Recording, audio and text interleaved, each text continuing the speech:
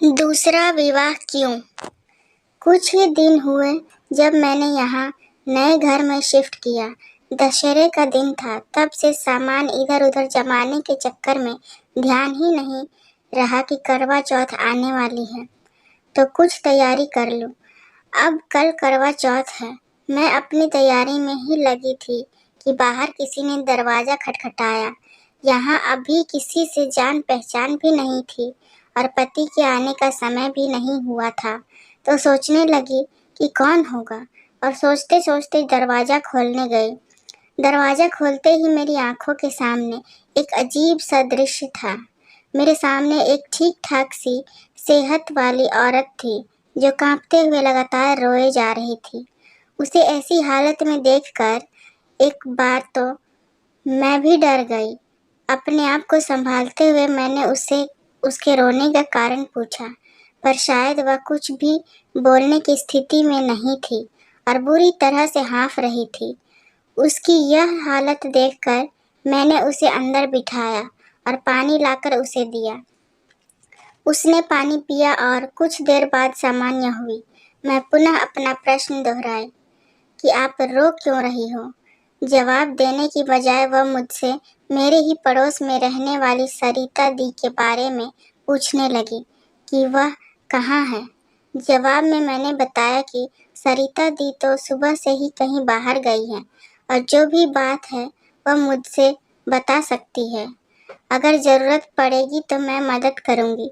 थोड़ी देर बाद उसने अपने आंसू पोंछे और बताने लगी कि कैसे बच्चों को लेकर एक ज़रा सी बात पर उसके और उसके पास के फ्लैट में रहने वाली समा के बीच में बहस छिड़ गई और समा ने इनके गाल पर एक झन्नाटेदार झापड़ रसीद कर दिया। सुनकर मैं तो बुरी तरह सकपका गई। उसका रोना तो मैं भूल ही गई थी, बल्कि मुझे ये चिंता सताने लगी कि ये कैसी सोसाइटी में घर लिया है मैंने, जहाँ औरतें आपस में मारपीट करती हैं। समझ में नहीं आ रहा था कैसे रह पाऊंगी मैं यहाँ। खैर, इतना जानने के बाद मैंने उन मोहतरमा को ज़्यादा देर अपने पास बैठाना ठीक नहीं समझा और समझा बुझाकर उन्हें उनके घर भेज दिया। अब तो मेरे मस्तिष्क में एक नई चिंता घर कर चुकी थी और मैं जानती थी कि यह चिंता तभी दूर होगी जब सरिता दी से पूरी बात मालूम करूँगी। सरिता दी काफ़ी साल से यहाँ रह भी रही है और दूसरा, उन्हें अपने से ज़्यादा दूसरों की खबर रखना कुछ ज़्यादा ही पसंद है। बड़े अपनेपन से वह किसी भी मन की बात निकलवा लेती है। अगले दिन सरिता दी को मैंने पिछले दिन का सारा घटनाक्रम सुनाया। सुनते ही मेरे कुछ पूछे बिना ही उन्होंने मुझे बताना शुरू कर दिया। उन मोहतरमा का नाम वती है। अभी कोई 8-9 महीने पहले ही ये लोग दूसरे फ्लोर पर किराए पर रहने के लिए आए हैं। 4-5 साल की एक बच्ची है और दोनों मियाँ बीवी। उन्होंने बताया, वती का स्वभाव कुछ अजीब सा है। उसे कब किसी की बात बुरी लग जाए और कब अच्छी, पता ही नहीं चलता था।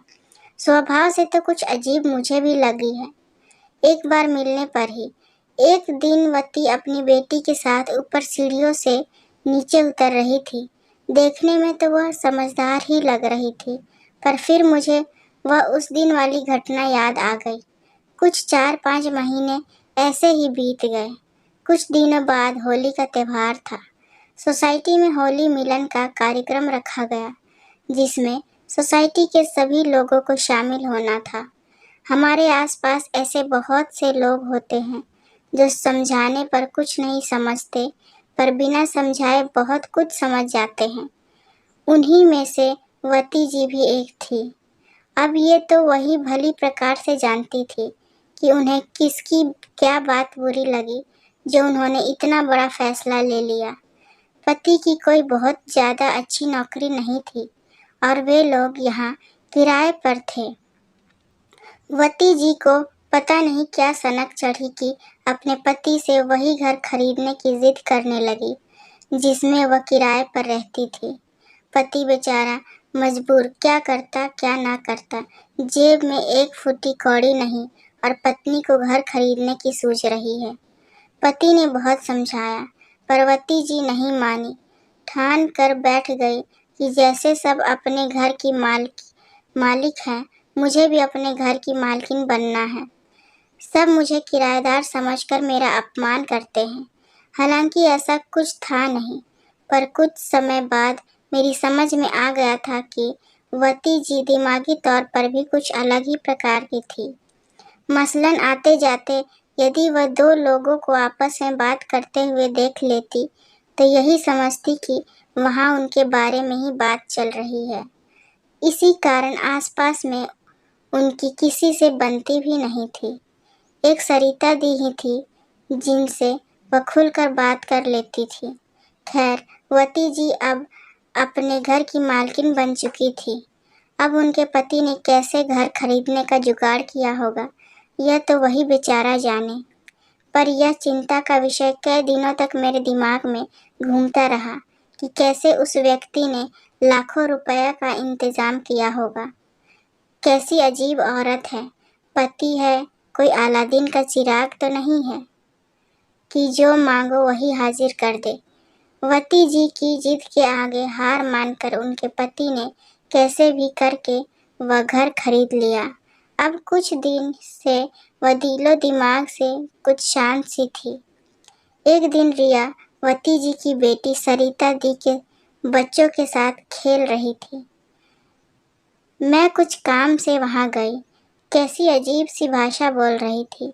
मैं सोचने लगी, एक ही तो बच्ची है, इस पर भी क्यों ध्यान नहीं देती वह। बातों बातों में एक दिन सरिता दी ने बताया कि वती का यह दूसरा विवाह है। पहले पति को पता नहीं क्यों गांव में ही छोड़कर आई है और यह बेटी भी पहले पति की ही है। दूसरी शादी की बात कुछ नई तो नहीं लगी। कितने ही लोग बहुत ही आसानी से दूसरे रिश्ते में बंध जाते हैं, पर मन में अनगिनत ख्याल उमड़ उमड़ कर आने लगे। पता नहीं कैसे इतनी आसानी से लोग रिश्ते तोड़ लेते हैं और उतनी ही जल्दी नए रिश्ते भी बना लेते हैं, जैसे मानो कुछ नया करना बस मिट्टी में से एक पौधा उखाड़ना हो और दूसरा लगाना हो। पर सच बात तो यह है कि ऐसे लोग किसी भी रिश्ते में खुश नहीं रह पाते। ऐसा ही शायद वती के साथ भी था और आज वर्तमान में जो उसकी मानसिक स्थिति थी, इसलिए शायद यही वजहें जिम्मेदार थी। कोई एक सप्ताह बीता होगा इन बातों को कि आधी रात के करीब सरिता दी के यहाँ से कुछ जोर जोर से बातें करने की आवाज़ें आ रही थी। एक बार तो मन हुआ कि उठकर देख लिया जाए, पर फिर अलसाए मन ने सोचा हो सकता है कोई मेहमान आया हो, सुबह बात करूंगी। लेकिन अगली सुबह जो पता चला वह तो कहानी ही कुछ और थी। उन्होंने बताया कि देर रात वती और उसके पति के बीच झगड़ा हो गया था और वती आधी रात में ही घर छोड़कर चली गई। उसका पति सरिता दी के पति से मदद मांगने आया था ताकि वती को ढूंढकर उसे वापस घर ला सके। फिर दोनों कार लेकर उसे ढूंढने निकले तो घर से लगभग आधा किलोमीटर दूर जाकर वह दिखाई दी और किसी तरह समझा बुझाकर उसे घर लाया गया। समझ में नहीं आया क्या बोलूं और जाने कितनी ही सवाल मन में लिए मैं सरिता दी के घर से वापस आ गई। बाद में उनसे ही पता चला कि वती के पति का भी यह दूसरा विवाह है और पहली पत्नी से 2 बच्चे हैं, जो पत्नी के मर जाने के बाद से ही अपने दादा दादी के साथ रहते हैं। मैंने अपने मन में ही अंदाजा लगाया कि हो सकता है वे दोनों बच्चे ही झगड़े की वजह हो। तभी सरिता दी ने बताया कि वती का पति उन बच्चों को भी यहाँ लाना चाहता है, लेकिन वती इसके लिए तैयार नहीं है। उसके अनुसार इस घर पर सिर्फ उसका और उसकी बेटी का ही अधिकार है और वह चाहती है कि उन दोनों बच्चों को वह कहीं और रखे। समझ में नहीं आ रहा था कि क्या सही और क्या गलत, पर एक बात जो मुझे समझ आ रही थी वह यह कि माता पिता अपने सुख के लिए दूसरे तीसरे चौथे रिश्ते तो बना लेते हैं, पर बच्चों का क्या। एक बार माँ बाप को खोने के बाद ना तो उन्हें दोबारा माँ मिल पाती है और ना ही बाप। क्यों इंसान इतना स्वार्थी हो जाता है कि अपने सिवाय किसी और के बारे में नहीं सोच पाता है, उन बच्चों के बारे में भी नहीं जो उसका खुद का ही अंश होते हैं। आज उन बच्चों पर मुझे दया आ रही थी। वे दोनों बच्चे जो माँ को तो असमय मृत्यु के कारण खो बैठे थे और बाप को उसके अपने स्वार्थ के कारण, और वह बच्ची जो माँ के पास तो है पर शायद उसकी माँ कभी उसके साथ नहीं होती, और बाप को तो वह गांव में ही खो आई थी जब उसकी माँ अपना घर, अपना पति सब कुछ छोड़कर यहाँ चली आई थी, और जो अब बस उन दोनों के बीच होने वाले झगड़े की मूक दर्शक बनी रहती। अब वती और उसके पति के झगड़े बढ़ने लगे थे।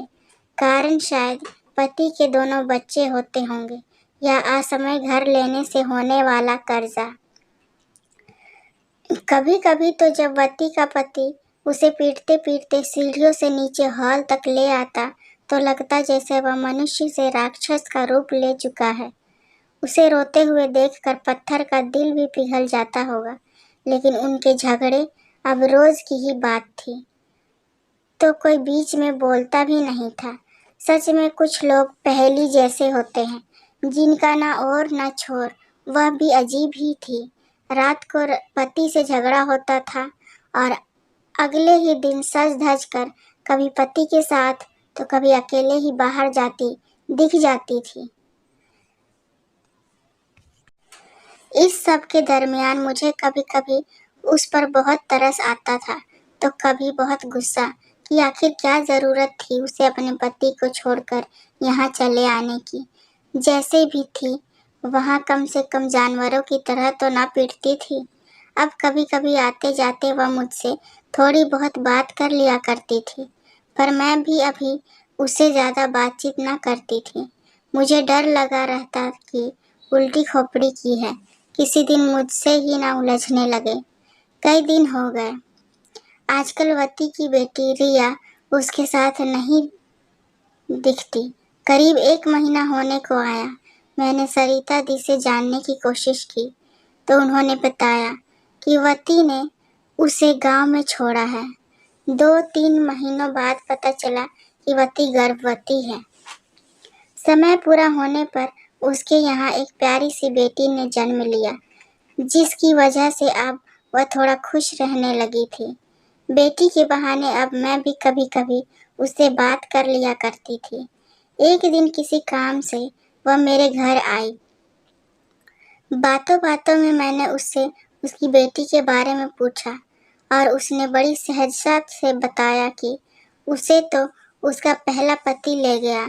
जितनी आसानी से उसने बताया उतनी ही तकलीफ दे मुझे वह बात लगी। मैंने तुरंत पूछा, वह कैसे ले गया? धोखे से, उसने कहा। मतलब? उसने बताया, यहीं पास ही में मेरी मौसेरी बहन रहती है। मैं अक्सर उसके यहाँ आती जाती थी। एक दिन उसने मुझसे फ़ोन करके बुलाया। मैं रिया को लेकर दिन में ही चली गई। शाम को हम लोगों को बाजार जाना था। बहन ने कहा, रिया को यहीं छोड़ दो, सबके पास रह लेगी, ये कहाँ परेशान होगी। मुझे भी ठीक लगा और वापस आई तो वह रिया को लेकर चला गया था और कहते कहते वह रोने लगी। मैंने पूछा, तुम्हें पता था कि वह आने वाला है? नहीं, उन लोगों ने मेरे साथ धोखा किया। मालूम है तुम्हें? अब रिया कहाँ है? हाँ, गांव में ही है। वह रोते रोते ही बोली। बात होती है उससे फ़ोन पर, कभी कभी। फ़ोन पर भी नहीं आती वो। पैसों का लालच दो तभी बात करती है। अच्छा, मुझे तो लगा था तुमने ही उसे गांव में छोड़ा है। मैंने सरिता दी की बताई बात को छिपाते हुए कहा, क्या करती दीदी, किस किस को क्या क्या बताऊं। रिया चली गई, मैं दिन रात रोती थी, पर अब सिया आ गई है तो मन लग जाता है। वह अपनी बेटी को चूमते हुए बोली और फिर चली गई, मेरे मन में जाने कितने ही अनसुलझे सवालों को छोड़कर।